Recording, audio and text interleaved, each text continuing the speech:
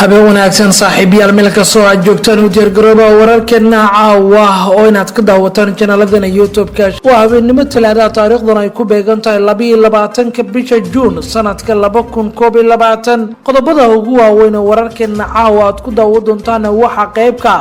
ra-iisul wasaare Roble oo shir degdeg ah isugu yeeray madaxda maamul goboleedyada shirkaas oo ka dhacay Muqdisho waa maxay sababta degdega ra-iisul wasaaruhu caawa isugu yeeray hogaamiyaasha gobolada muxuu yahay ajendaha qarsoon ee shirkaasi xoog ku saabsan ayaa qaybka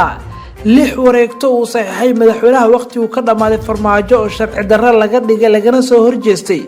gudoomiye cabdi xaasho sharci darro ku tilmaamay 6 saxiix uu sameeyay farmaajo warbixino ku saabsan ayaa qaybka dagaalo culus oo u dhaxeeya ciidamada militariga Soomaaliya iyo al-shabaab oo ka soconaya shabeellaha dhexe halkuu maraya dagaaladaasi culus ee gobolkaasi ka soconaya maxayse ka yiraahdeen taliska militariga oo guulo lama filaan ah ka sheegana in 20 kamid ah dagaalyahanada al-shabaab lagu dilay duulaankaasi waxa kale oo saaxiibayaal qayb ka noqon doona wararkii ugu dambeeyay arrimaha doorashooyinka kulamada caawa ka soconaya Muqdisho siyaasadda Soomaaliya oo falanqeyn doona wax walba oo ka qarsoon ayaan ku soo gudbin doonaa oo ku saabsan dhacdooyinka ugu waaweyn ee siyaasadda falanqeyn iyo muuqaalo yar isdul istaagi doonaa iyo guuxa siyaasadeed ee caawa caasimada ka jira qayb ka noqon saaxiibada ku xiran channelkeena subscribe inoo dhig gambaleelkana taabo si ay kugu soo dhacaan macluumaadka warbixinada iyo xogaha gaarka ee halkan aan ku baahina soo dhawaada mar kale ra-iisul wasaare Roble ayaa shir degdeg ah isugu yeeray hogaamiyaasha gobolada iyadoo shirkaasi la filayo inuu ka dhaco magaalada Muqdisho ra-iisul wasaaraha xukuumadda xilgaarsiinta Maxamed Xuseen Roble ayaa casuumad rasmi ah u diray madaxda golaha wadatashiga qaranka maalinta Sabtida ayuu isugu yeeray in ay shirkan uu ka furo magaalada Muqdisho madaxda ayaana la filayaa inay soo gaaraan bari oo Khamiis ah ilaa maalinta Jimcaha ah qoraal kooban uu soo saaray xafiiska ra-iisul wasaaraha waxaa lagu sheegay in shirka Sabtida laga wada arrinsan doono howlaha qabsoomay ee arrimaha doorashooyinka tan iyo heshiiskii 27 May ee Muqdisho lagu saxiixay iyo dardargelinta howlaha doorashada ee harsan shirka Sabtida ayaa imaanaya kadib markii uu xalay ra-iisul wasaare Roble kulan qadka Zoom-ka oo ku wada qaateen asaga iyo waliba madaxda dowlad goboleedyada ee duqa caasimada oo kulmay kulankaas wixii ka dambeeyay waxa la sheegay in isku afgartay in la gaaro waa in la joogo waqtigii markale ay kulmi lahaayeen golaha madasha wadatashiga qaranka kuwaas oo ku kulmi lahaa magaalada Muqdisho xogta shirka Sabtida oo durbaan helay qaar kamid ah hore u baahinay ayaa waxa qayb ka dardargelinta heshiiskii doorasho iyo gorjoogteynta hanaanka doorashada iyo in waliba hore loo sii qaado howlaha la xiriira qabsoomada iyo fulinta qodobadii la saxiixay ee 27 May heshiiskaas ku jiraan shirka ayaa lagu waday maalinta Sabtida inuu ka furo magaalada Muqdisho wuxuuna qorsheeyo yahay inay hortagi doonaan guddiga farsamada oo magacaabay ra-iisul wasaaraha kuwaas oo warbixin sii doona golaha wadatashiga qaranka sidoo kale xogta aan helnay ayaa waxay sheegaysaa in ra-iisul wasaare Roble uu magacaabi doono guddi dib u heshiisiin kaas oo heer wasiir ah waxaana la sheegay dhamaantood in xubnaha wasiirada oo ka kala socda xukuumadda federaalka iyo waliba xubnaha maamul goboleedyada marka laga reebo xubnaha wasiirada Jubbaland aan lagu soo dari doonin waxaana la sheegay in guddigaas loo diri doono magaalada Garbaharey ee gobolkaasi Gadow guddiga wasiirada ayaa sidoo kale qorsheeyo yahay waxa loo diri doono magaalada Garbaharey xarunta gobolkaasi Gadow waxayna ka soo tala bixin doonaan qaabka loo xallin karo ismariwaaga maamul ee ka jira gobolkaas kaas oo dhaxeeya madaxweynaha dowlad goboleedkaasi Jubbaland ee waliba xubnaha siyaasiyiinta maamulkaasi ra-iisul wasaare Roble ayaa la filayaa in shirkan Muqdisho ka dhacay Sabtida uu ku jaangooyo waxyaabo badan oo ku saabsan madmadow arrimaha doorashooyinka ka jira waxayna wararku sheegay in laga yaabo in xitaa waxyaabo badan isbedelaan oo dib loogu laabto heshiiskii September 17 ee Muqdisho lagu gaaray qodobadana kale ayaan eegaynaa ee 6 wareegto uu saxiixay madaxweyne farmaajo ayaa sharci darro laga dhigay ama laga soo horjeestay gudoomiyaha aqalka sare ee baarlamaanka dalka Cabdi Xaasho ayaa qoraal uu soo saaray wuxuu kaga digay oo sharci darro ku tilmaamay 6 wareegto uu saxiixay madaxweynaha madaxweyneedkiisu dhamaaday kaas oo qaarkood wax badan ka bedel ku sameeyay xeerar ee magacaabis sharci darro ah maadaama waqtigiisa sharciga uu idlaaday wareegto ka soo baxday xafiiska gudoomiyaha aqalka sare gaar ahaan xafiiska aqalka sare ayaa waxa la gaarsiiyay xafiiska ra-iisul wasaaraha iyo madaxda maamul goboleedyada iyo beesha caalamka iyo bulshada rayidka waxaana loogu horyimid shuruucda oo aan la horgeyn aqalka sare isla markaana uu saxiixay farmaajo goluhu wuxuu si dhow la socdaa isla markaana diiwaan geliyay dhammaanba isku dayadii wareegtada ee lagu dhaqangeli lahaa shuruucyo lagu tunto aan la marsiinin hay-adaha kala duwan ee dalka iyadoo khilaafsan dastuurka ku-meel gaarka ee dalka kaas oo aan la marsiin aqalka sare ayaa lagu yiri qoraalka dhammaanba 60 sharci oo madaxweynuhu saxiixay ma aan kuwa la soo marsiyay aqalka sare sidaa darteedna waxa uu ka dhigayaa in la jibiyay qayb ka mid ah dastuurka maadaama dastuurka dalka uu dhigayo in haddii heshiis ama xeerar la soo saarayo oo xildhibaanada golaha shacabka ay meel mariyaan kadibna loo gudbiyo aqalka sare uu meel mariyo kadibna madaxweynuhu saxiixo laakiin inta badan xeerarka hadda lagu haysto farmaajo ayaa ah mid ay meel mariyeen xildhibaanada golaha shacabka laakiin aqalka sare xaqii ay lahaayeen la duusiyey goluhu wuxuu si dhow la socdaa dhammaanba sharciyadii qaabka darnaa ee sidaan qaab kale loo meelmariyey ayaa lagu yiri farmaajo saxiixay kuwaasoo dastuurka ka hor imaanaya sidoo kale madaxweynaha muddaxileedkiisu dhammaaday waxaa lagu eedeeyey oo guddoonka ku eedeeyey ku-tumasho sharci jebinta hanaanka dastuurka iyo weliba jebinta xeerarka dalka u yaalo 6 sharci oo saxiixay farmaajo isla markaana kasoo horjeestay gudoomiyaha aqalka sare waxaa kamid ah guddiga madaxa bannaan ee la dagaalanka musuqmaasuqa ansixin iyo wax ka bedel lagu sameeyo qodobo sharciga lagu dhisayo guddigaasi madaxa bannaan ee ka doorashooyinka qaranka gudoomiyaha aqalka sare ayaa dhowaan hay'adaha dowladda federaalka iyo kuwa xubnaha dowlad goboleedyada beesha caalamka uu ku wargeliyay in sharci darro ay tahay la macaamilka hay'adahaas in la macaamilaan baarlamaanka kaliya dastuurkasta uu qabo in aqalka sarena qaybtooda la sii waajibaadkooda goluhu wuxuu aada ugu digayaa dhammaanba hay-adaha ugu magacaabo wareegtooyinka sharci darrada ah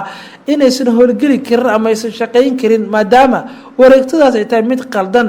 eena la ilaaliyo dastuurka iyo xeerarka dalku yaalo ugu dambeynna qoraalka waxaa lagu yiri waa in xafiiska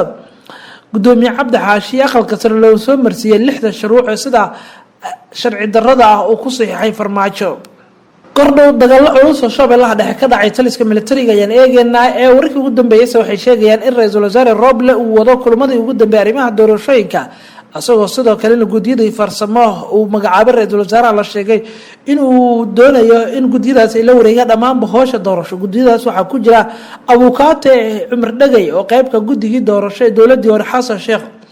ra-iisul wasaare Roble ayaa la sheegay inuu doonayo inuu muujiyo taxadir weyn oo ka baqaya diidmo xoogan ama dhibaato kala kulmo xubnaha mucaaradka laakiin aamusnaanta mucaaradka oo la waayay dhammaan xubnihii ugu tunka weynaa ayaa waxay muujinayaan qanacsanaanta ay ku qanacsan yihiin ra-iisul wasaare Roble howsha waday warar si raawan ayaa sheegaya in gelinkii dambe ee maanta magaalada muqdisho kulan qaas ay ku wada qaateen madaxweynihii hore Soomaaliya Sheekh Shariif Sheekh Axmed iyo waliba ra-iisul wasaaraha Soomaaliya Xasan Cali waa ra-iisul wasaare Roble waxaana la sheegay in kulankaas inta badan diiradda lagu saarayay xal u helista arrimaha ay qayb ka yihiin tabasho yaryar oo jirto kuwaasoo midowga musharaxiinta aysan soo bandhigeen laakiin waxaa la sheegay ra-iisul wasaaruhu ballan qaaday in si hoos u xallin doono wax walba oo ku saabsan tabashada arrintan midowga musharaxiinta ayaa la sheegay in wax walba oo tabasho ah ay ka muujin guddiyadaasi ay ka dhigan mid si hoose oo qoraal ay ugu diraan ra-iisul wasaaraha ayagoo oo bedelay dhaqankii lagu yiqiinay ee ahaa in warqado ay soo saaraan ama in warbaahintu ay ka hadlaan waxaase la sheegay inay jiraan warqado dhowr ah loo gudbiyay xafiiska ra-iisul wasaaraha kuwaasoo xubnaha midowga musharaxiintu ay walaac kaga muujinayeen hanaanka guddiyada doorasho ee la meelmariyay kuwaasoo qaarkood ay sheegeen inay ku jiraan xubno u badan farmaajo taasoo halis uun ku noqon karta doorashada iyo in sidoo kale guddiyada doorasho dhammaantoodba ay yihiin dadka lasoo xuleeyin dad dhalinyaro ah oo jeebkooda maran kuwaasoo la filan karo ilaa liis lagu gadan karo taasoo la sheegay in falsafadaas farmaajo uu ka shaqeeyey sababta dhalinyarada inta badan loogu soo daray ayaa la sheegay inay tahay in farmaajo uu doonayo in dhaqaale u adeegsado maadaama dhalinyarada iyo kuwo baahan oo aan waxba aan haysan ayuu ka faa'iideysanayaa waqtiga doorashada iyo xilalka ay hayaan ayaa la sheegay in la doonayo in farmaajo iyo kooxdiisa ay dhaqaale u adeegsadaan dhalinyarada si uu la shaqeeyaan ayna u soo saaraan xildhibaanada ay rabaan waana falsafada lala fahmay xubnaha nabadii nolol oo ay mucaaradku ay fahmeen kuwaasoo la sheegay in ra-iisul wasaaruhu si toos ah iyo si dadbanba ay kala hadleen. xaguu maraya dagaalka culus oo u dhexeeya dowladda federaalka iyo ururka al-shabaab. afhayeenka ciidanka xoogga dalka sareeyagaas cali cabdi xaashi oo warbaahinta dowladda la hadlay ayaa faahfaahin ka bixiyay dagaalo culus oo u dhexeeya militariga Soomaaliya kooxda al-shabaab kaas oo ka soconaya Shabeellaha Dhexe. dagaalka xoogiisa waxa uu ka soconaya Shabeellaha Dhexe oo guluf xoog leh militariga Soomaaliya ku qaadeen tuulooyin hoosegaan gobolka Shabeellaha Dhexe oo shabaab ku sugnaayeen. waxaana ciidanka la sheegay inuu horkacayo taliyaha ciidanka militariga General Oduwaha Yusuf Raage. afhayeenka ayaa sheegay in saacadihii ugu dambeeyay kooxdaas ay ka dileen ku dhawaad 20 ka mid ah dagaalyahanada al-shabaab isla markaana ay la wareegeen deegaano dhowr ah. sidoo kale waxa uu sheegay in dad badan oo shacab ah al-shabaab dhibaateeyeen ay gargaar u fidiyeen. howlgalka militari waa mid sii soconaya. kooxda waxaan ka xoreynay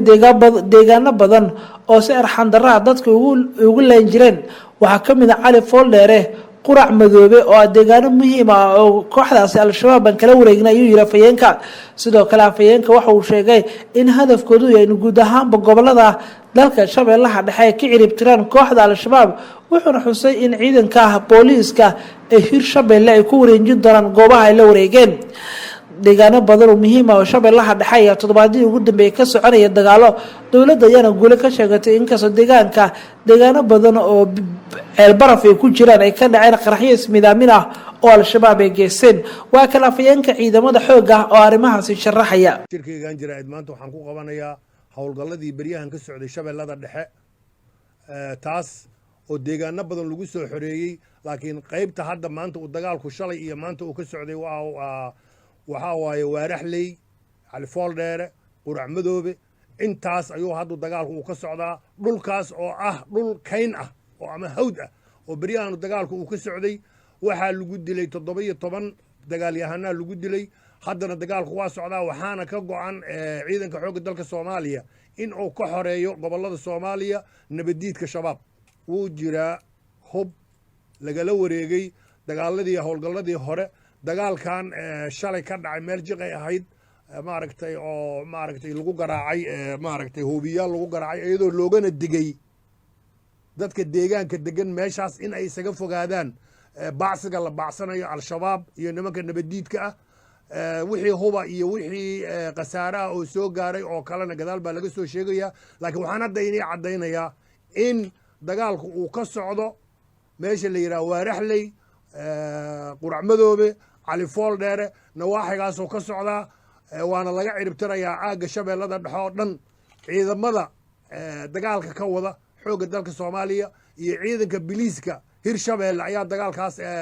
qayb ka ah. waxaana laga soo gaarsiiyey jab markii ciidamadu ay galeen hawshii oo dhulkii jaqda ahaa ama mataqaanaa hawdka ahaa. waxaa lagu arkay meydadka nabadiidka oo 5 iyo 7 iyo isdaba yaala iyo dad badan oo dhaawaca oo ay meesha ku jiiteen oo raadkoodii uu ku yaalo cawska korkiisa dhiigoodii oo falaqtamaya. sidaas awgeed amarka iyo go'aanada ay qaadatay wasaaradda gaashaandhigga qaasaan taliyaha xoogga dalka Soomaaliya General Oduwaha Yusuf Raage ayaa ka go'an ciidamada xoogga dalka Soomaaliya in ay ka xoreeyaan. waagaagii saaxiib yaal afhayeenka ciidamada militariga ayaa ugu dambeeyay wararkiina caawa nageyntaasi nabadgelyo.